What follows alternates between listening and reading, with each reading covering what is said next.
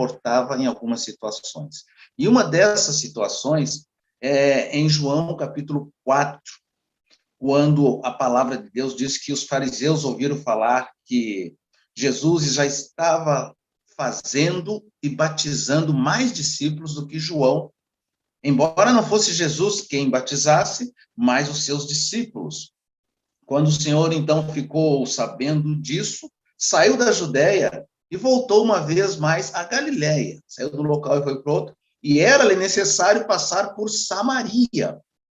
Assim, ele chegou a uma cidade, Samaria, chamada Sicar, perto das terras que Jacó dera ao seu filho.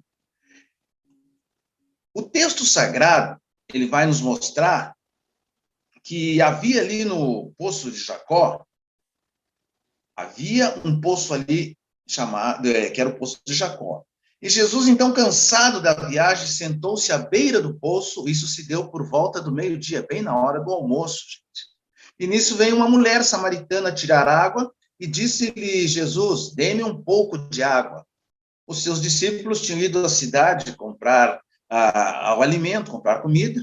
A mulher samaritana, ela pergunta para Jesus: como o senhor, sendo judeu, pede a mim, uma samaritana, água para beber? Pois os judeus, eles não se dão bem com os samaritanos. Essa é uma rixa que eles tinham. Jesus, ele respondeu: se você conhecesse o dom de Deus e quem lhe está pedindo água, você lhe teria pedido e ele lhe daria dado água viva. Muito bem. Até aí para a gente ir pensando. O que acontece é o famoso encontro de Jesus com a mulher samaritana. Esse é o encontro que Jesus encontrou-se lá naquela cidade chamada Sicar, em Samaria. Muito bem. Eu estou aqui nessa noite pensando, junto com vocês, como que nós podemos trabalhar a evangelização. E a proposta hoje tem 7 passos, mas eu creio que eu não vou alcançar esses 7 passos, mas tem coisas importantes que eu gostaria que nós estivéssemos atentando. Jesus se encontrou com essa mulher. O primeiro passo, a primeira dificuldade que se encontra numa caminhada do evangelismo, quando a pessoa se torna evangélica ou crente, é o contato com as pessoas de fora. Repito, o contato com as pessoas de fora. Jesus era chamado, por ele ter tanto contato com as pessoas de fora, ele era chamado de amigo dos publicanos e pecadores. Mas nem por isso ele se abalou. Apesar da sua santidade, ele não se inibiu. Ele estava no meio das pessoas que estavam no mundo. Veja bem, volta e meia perguntava para os discípulos de Jesus: por que o vosso mestre come com publicanos e pecadores? Jesus respondia com muita sabedoria: os sãos não precisam de médicos, mas os doentes. Esse contato com as pessoas é a primeira lição que a gente precisa ter, que Jesus se encontrou com a samaritana, embora não se desse. Não, judeu não se dava com samaritanos. Na realidade, Jesus, quando se chega com a samaritana, a gente se lembra que ele mesmo disse: eu não vim chamar justos, mas sim pecadores ao arrependimento. Então, nós devemos nos lembrar que os que estão em Cristo podem até estar no mundo. Eles não vão se misturar, eles não pertencem a esse mundo. Mas a nossa chegada até o reino de Deus, não quer dizer que nós não possamos ter contato com as pessoas de fora. Esse é a primeira lição que você vê, que Jesus encontra a mulher samaritana e ele não evita ela. Não sejamos nós legalistas, de maneira nenhuma. Outra questão que você vê aí na Bíblia, as pessoas, nós pensamos nisso, você fala bastante no mundo, olha o mundo, olha o mundo. Vamos deixar um esclarecimento bem tranquilo aqui.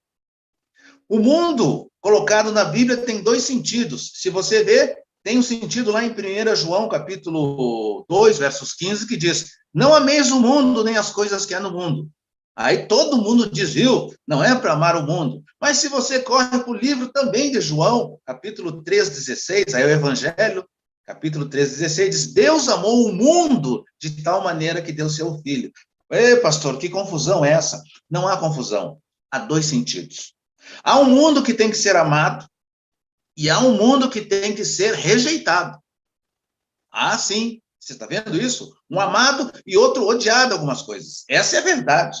Você ama um e rejeita. Quais são os sentidos? Qual é o mundo que eu preciso rejeitar, que eu não devo amar? O mundo e o seu sistema. O sistema desse mundo que estão elencados aos princípios do maligno. E este, o maligno e os espíritos da maldade incitam dentro do seu sistema a inveja, a corrupção, a mentira, a malícia, a manipulação, a raiva, o ódio, a ira, a perseguição, antipatias, desafetos entre as pessoas, desencontros familiares, assassinatos, roubos, violência. Este sistema eu preciso rejeitar. Aí está João dizendo, não ameis os mundos, nem as coisas que há no mundo. Isso eu preciso rejeitar. Mas, de qualquer forma, eu não posso sair fora do mundo.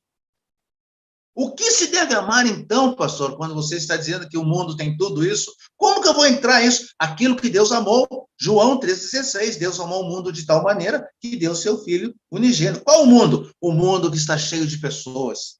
Pessoas imperfeitas, pessoas diferentes, pessoas carentes, pessoas perdidas, pecadores, sim. Mas é aí que o amor cristão, é aí que ele encontra um meio para se manifestar um ambiente onde deve acontecer, e o amor cristão vai levar a mensagem para celebrar a vida, não só nesse século, não só nesse mundo, mas a vida eterna. Então, eu tenho que ter contato com pessoas de fora, eu preciso. E a mulher samaritana que Jesus encontrou nos mostra que ele está nos levando para que saia para fora. Aliás, nós somos chamados para fora. Tem outra questão que bate bastante na cabeça das pessoas, é que não, mas eu estou na igreja, como é que eu vou me misturar no meio do povão? Como é que eu vou chegar até lá? Você sabe que o Levi era um publicano e Jesus chamou ele? É impressionante. Ele chamou o Levi. Levi veio para ser um dos que estava do seu lado. E ele era publicano. E deixou e vem. Olha, eu quero dizer aqui, uma situação que acontece muito em evangélicos em geral. Eu não vou me misturar. Quanto tempo há retiros, né, no carnaval, que a gente quer se separar do mundo? Agora, pega essas duas palavras aqui. Separação e isolamento. Parece que são iguais, né? Porque você se separa, você fica isolado. Você se isola, você está separado. É isso. Olhando num sentido mas no sentido bíblico, separação e isolamento, nós vamos separar aqui agora. Veja só, Deus nos separou para quê? Para sermos santos. Deus nos separou para sermos santos. Mas o próprio Jesus disse, Pai, não os peço que os tire do mundo, mas que os livre do mal. Essa separação de Deus é para nos separar da corrupção, da inveja, da mentira, da malícia, da raiva, do ódio. Esta é a separação. É a santidade que Deus está querendo no nosso ser. Agora, Satanás se aproveita e coloca na cabeça de muita gente uma palavrinha chamada isolamento. Não vai lá. Não te mistura lá. Ele não quer que eu vá lá, ele não quer que você vá lá, porque nós temos as boas novas. Porque formosos são os pés dos que anunciam as boas novas do livro de Romanos. Então, ele quer que eu fique isolado. Então, aí a questão da separação e do isolamento são diferentes nesse contexto. Satanás quer isolar-nos do mundo, não quer que nós levemos a palavra. Mas Deus nos separou não para que nós saiamos do mundo, mas ele realmente pregar o evangelho até os confins da terra. Deus nos quer ver lá. O que disse Jesus? Não peço, Pai, que os tire do mundo, mas que os livre do mal, livre dessa raiva, desse ódio, livre desse problema. O apóstolo Paulo, ele condena, na carta de Coríntios, a associação com a impureza desse mundo, mas ele viaja Ásia fora, toda a Ásia, pregando e se misturando com todo mundo. O segundo ponto que aparece ali é uma questão de, veja só, no evangelismo, quando a gente vai sair e tem contato com essas pessoas, botar um ponto de comum de interesse. Gente, qual foi o ponto comum de interesse que aconteceu ali entre Jesus e a mulher samaritana? Sabe qual é que é? A água. Mulher, dá-me de beber. Despertou o interesse dela. Porque esse ponto comum de interesse, despertou o interesse dela. Pô, mas como é que tu é judeu e eu sou samaritano e tu me pede água? Jesus abriu o diálogo. Quando eu vou encontrar essas pessoas de fora, que não são da igreja, eu tenho um ponto em comum de interesse. O pastor Ortiz, da Argentina, disse que, como o calorão era forte em determinados pontos da Argentina, ele ia evangelizar, mas ele exatamente não falava do evangelho, convidava algum amigo, vamos tomar um sorvete? Ponto comum de interesse. O comum de interesse é a água. E a partir da água, Jesus pega o link, larga uma isca e ele desperta o interesse da mulher dizendo assim, ó, quem beber dessa água tornará a ter sede, mas quem beber da água que eu lhe der não terá mais sede. Aí despertou um interesse, é uma coisa incomum. Ora, eu sei que vou ter sede, tomo um copo d'água, vou ter sede, mas agora ele está falando de alguém que traz, que carrega a água, e ele está despertando o interesse. Então, no contato com as pessoas de fora, desperte o interesse dela, desperte o interesse através de uma palavra abençoadora do evangelho. Porque, afinal de contas, o quarto ponto é que nós somos o sal e a luz do mundo. Nós, levando uma palavra que desperta o interesse, eu tendo esse ponto em comum, um ponto comum de interesse, e falando para a pessoa, eu vou começar a me comportar como?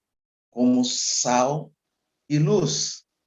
Eu estou trazendo uma mensagem agradável, uma mensagem não religiosa, gente.